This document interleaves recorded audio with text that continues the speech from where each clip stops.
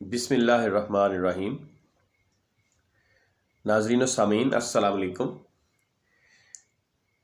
آج ہم اپنی کرنسی کے بارے میں بات کریں گے کہ کرنسی کو ہم لوگوں نے کیسے ڈی ویلیو کر دیا ہے۔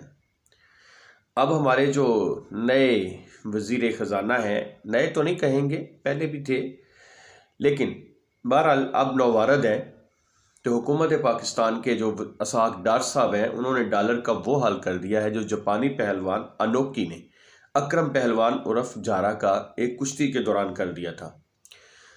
ڈالر کی چیخیں آسمان سے باتیں کر رہی ہیں۔ لگتا ہے کہ ڈالر کا بازو ڈار کی گرفت میں آ چکا ہے، جسے وہ آسانی سے نہیں چھوڑنے والے۔ کھینچا تانی جاری رہے گی۔ اس میں اسحاق ڈار کا تو کچھ نہیں بگڑے گا، لیکن ڈالر کا کندھا اتر جائے گا۔ انوکی اکرم کشتی میں اکرم پہلوان کا کندھا اتر گیا تھا، جس کے بعد کشتی ختم ہو گئی تھی۔ ہمارے وزیر خزانہ نے اعلان کیا ہے کہ ڈالر کی وہ چند روز کے اندر ڈالر کو 200 روپے تک ڈاؤن کر دیں گے۔ اب ان کے پاس کیسی گدڑ سنگھی ہے کہ وہ ڈاؤن کر دیں گے، یہ تو اللہ بہتر جانتا ہے۔ ڈار صاحب کی کارکردگی دیکھ کر اندازہ ہوتا ہے کہ ڈالر کو اس حد تک گرانے بلکہ ناک رگڑوانے میں کامیاب تو ہو جائیں گے، لیکن اصل کشتی تو اس کے بعد شروع ہوگی۔ ڈالر گر گیا، ڈار صاحب اس کے سینے پر سوار ہو جائیں گے، پھر دیکھنا یہ ہوگا کہ وہ ڈالر کے سینے پر کتنی دیر سوار رہتے ہیں۔ نیچے گرا ہوا ڈالر کیا چپ چاپ آرام سے بیٹھا رہے گا یا لیٹا رہے گا؟ ڈار صاحب اس کے سینے پر سوار ہی رہیں گے اور بڑکیں بھی مارتے رہیں گے۔ وہ یقیناً مزاحمت کرے گا، دائیں بائیں کروٹ بھی لے کر ڈار صاحب کو چت کرنے کی کوشش بھی کرے گا۔ ڈار صاحب کو گرا کر اٹھ کھڑا ہوا تو پھر کیا ہوگا؟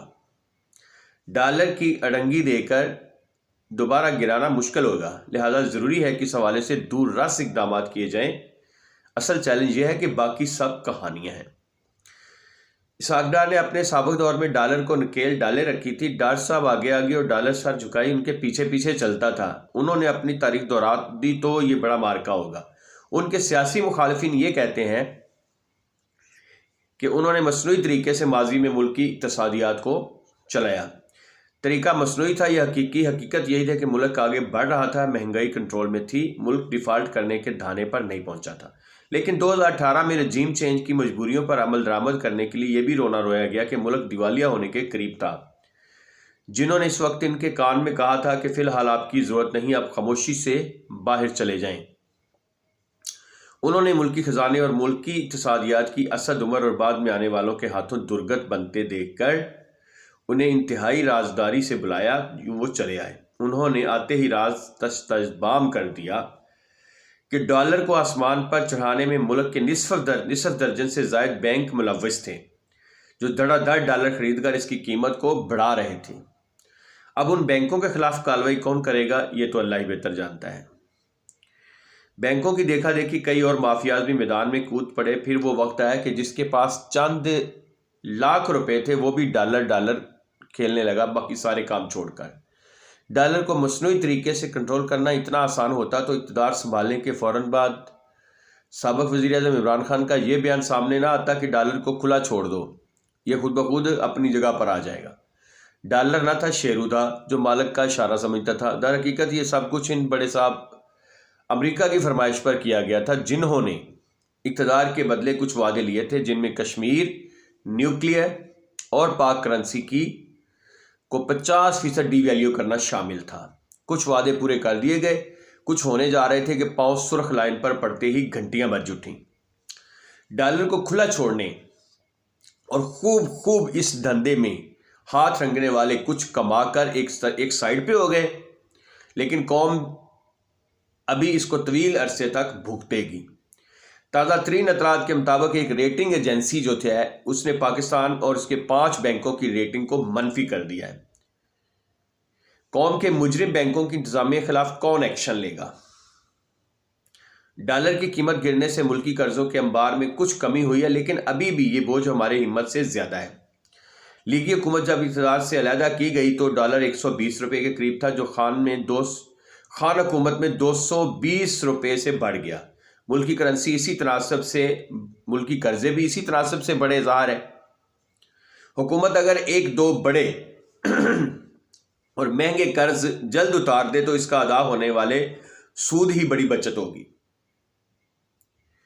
لیکن صرف اس قسم کی بچتوں سے نظام کو استحکام نہیں ملے گا، ملکی اور انتظامی اخراجات کم کرنے ہوں گے۔ اراکین اسمبلی اور اعلیٰ ترین افسروں کو ان سہولیات پر لٹایا جانے والا پیسہ بھی بچانا ضروری ہے۔ آج وفاقی کابینہ 75 افراد کی ہو چکی ہے، لگتا ہے اس کی سینچری کرانا مقصود ہے۔ نصف سے زائد کابینہ مشیروں کے پاس کوئی محکمہ بھی نہیں ہے۔ انہیں حکومت پاکستان کے داماد کا درجہ حاصل ہے، جن کے اخراجات ہر پاکستانی کی جیب کاٹ کر پورے کیے جا رہے ہیں۔ اس کڑے وقت میں جبکہ پاکستان حقیقی معنوں میں دیوالیہ ہونے کی دہلیز پر تھا، وزیر اور مشیروں کی فوج پالنے کی کوئی ضرورت نہیں تھی۔ زیادہ سے زیادہ 20-25 وزراء سے کام چلایا جا سکتا تھا۔ حکومت نے اقتدار سنبھالنے کے فوراً بعد 2 بڑے کارنامے انجام دیے۔ ان میں ایک تو ملک کے سب سے غریب اور پسے ہوئے طبقے کی حالت پر رحم کرتے ہوئے ان کا موٹر ویز سے گزرتے ہوئے ٹول ٹیکس معاف کر دیا گیا۔ یہ طبقہ جو غریب ہے، ان کا تعلق ارکان اسمبلی اور سینٹ کا ہے۔ دوسرے کارنامے کے مطابق بجٹ کے موقع پر اشیاء تعیش کی درآمد پر پابندی لگانے کے بعد اسے چند ہفتوں بعد اٹھا لیا گیا، تاکہ ملک کا یہ دوسرا طبقہ مظلوم طبقہ ان اشیاء کی درآمد پر اپنی دال روٹی چلا سکے۔ قوم کو بے وقوف بنانے کا سلسلہ گزشتہ 50 برس سے جاری ہے، جس کے مطابق بتایا جاتا ہے کہ ہمارا ملک ایک زرعی ملک ہے۔ اس کی آبادی کا 70% حصہ گاؤں دیہات میں رہتا ہے۔ اس کا ذریعہ معاش زراعت ہے۔ اندازہ کیجئے 70% زراعت پیشہ لوگ ہوں اور 30% کا پیٹ نہیں بھر سکتے۔ کبھی گندم تو کبھی چینی نہیں، اربوں روپے اس کی درآمد پر خرچ کیے جاتے ہیں۔ زراعت کی بہتری اور کسان کی سہولت بڑھانے پر کسی کا دھیان نہیں۔ رہی صحیح کسر کھلے بارڈروں سے اہتمام کے ساتھ سمگلنگ پوری ہو رہی ہے۔ ٹیکسٹائل کی صنعت سے وابستہ کارخانوں کے مالک نئی نویلی دلہن کی طرح ہر نئی حکومت سے ناراض ہو کر بیٹھ جاتے ہیں۔ ان کی فرمائشوں کے لسٹ ملاحظہ فرمائیے۔ انہیں سستی بجلی، سستی گیس، بلکہ اس پر سبسڈی بھی چاہیے تاکہ وہ سستا کپڑا، دیگر مصنوعات تیار کر کے برآمد کریں اور خوب مال کمائیں۔ ساتھ ساتھ برآمد کرنے پر ڈیوٹی ری فنڈ بھی حاصل کریں اور ملک میں بسنے والوں کو بھی مہنگا ترین کپڑا بیچ کر مزید کمائی کریں۔ اس طبقے کو عرصہ دراز سے پالا جا رہا ہے، جو پورا ٹیکس بھی ادا نہیں کرتا۔ قوم کو خوشخبری سنائی گئی ہے کہ چین اور کوریا پاکستان سے گدھے اور کتے درآمد کرنے میں دلچسپی رکھتے ہیں۔ ماہرین معاشیات کے مطابق پاکستان ہر سال 10 ارب ڈالر کے گدھے اور کتے برآمد کر سکتا ہے۔ ہم اپنے وسائل سے کالا باغ ڈیم تو بنا نہیں سکے، گدھے اور کتے برآمد کر کے کمائے جانے والے ڈالروں سے کالا باغ ڈیم ہی تعمیر کر دیں۔ اس کے صدر دروازے پر ایک گدھے اور ایک کتے کا مجسمہ بنانا نہ بھولیں۔ ہماری معیشت گدھوں اور کتوں کے حوالے کرنے میں کوئی حرج نہیں۔ وہ صرف گھاس اور راتب پر گزارا کریں گے، ملک کو تو نہیں بھمبوڑیں گے۔ نئی نسل کے مقدر میں گدھوں اور کتوں کی کمائی لکھی نظر آتی ہے۔ ناظرین، آپ کے سامنے دیکھیں، اس ملک پہ کوئی بھی رحم نہیں کھا رہا، نہ کوئی اسٹیبلشمنٹ، نہ کوئی حکومت، کسی قسم کا کوئی طبقہ بھی، نہ تاجر طبقہ، کہ کاش اس ملک کے بارے میں سوچ لیں اور سوچ کر اس کا کچھ نہ کچھ تو کریں۔ لیکن ہم ہیں کہ ہم اپنی جو ناؤ ہے اس کو ڈوبتا ہوا دیکھ رہے ہیں، حالانکہ ہم اس میں خود سوار ہیں، سب اسی میں بیٹھے ہوئے ہیں، لیکن پھر بھی اس ناؤ کو ڈبونے میں کوئی بھی کسر نہیں چھوڑ رہا۔ ہر کوئی اپنا اپنا حصہ ڈال رہا ہے، اس میں سوراخ کر رہا ہے، اس کو توڑ رہا ہے، اس کو سب کچھ کر رہا ہے۔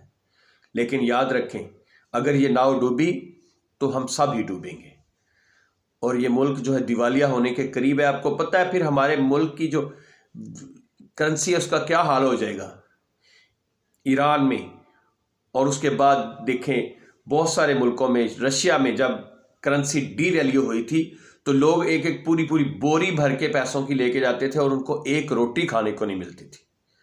تو برائے مہربانی ہم سب لوگ اپنا اپنا حصہ ڈالیں، اور حکومت کو سب سے زیادہ ذمہ داری کا احساس کرنا چاہیے کہ اپنے جو وزراء ہے، مشراء ہے، مشیر ہیں، ان سب کے اخراجات کو ختم کر دینا چاہیے۔ وہ کوئی لولے لنگڑے بھی نہیں ہیں اور نہ کوئی غریب اور غریب غربا ہے، بلکہ وہ گھروں میں ٹھیک ٹھاک ہیں۔ وہ چاہے تو اپنے گھروں سے اتنا پیسہ، اتنا ڈالر نکال کے ملک کو مستحکم کیا جا سکتا ہے۔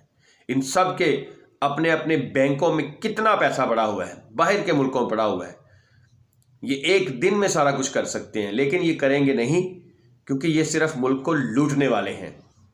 ہم صرف اس حکومت کی بات نہیں کر رہا، پچھلی حکومت میں بھی یہی کچھ تھا۔